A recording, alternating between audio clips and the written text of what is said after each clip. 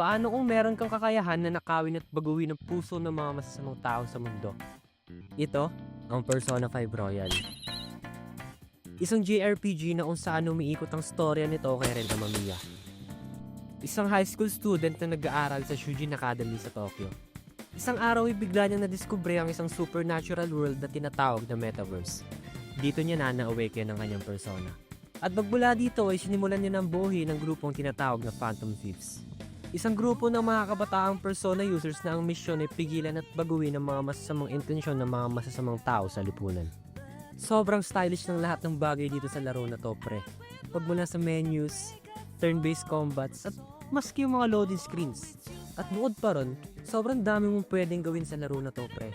Dahil halos kalahati ng laro ay tungkol sa yung daily high school life. Pwede ka dito mag-video games, makipag-hangout, mag-build ng mga persona, magpa-level up ng social stats, mamasyal, at higit sa lahat, lumande. Iilan lamang ito sa mga bagay na pwede mong gawin at may sisigurado ko na hindi ka mauubusan ng trip sa laro na to.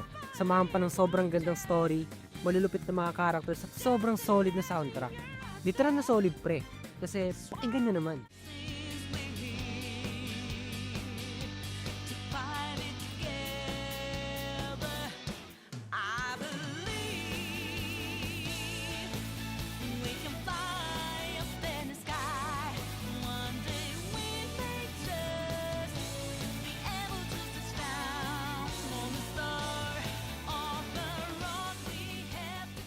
Di ba?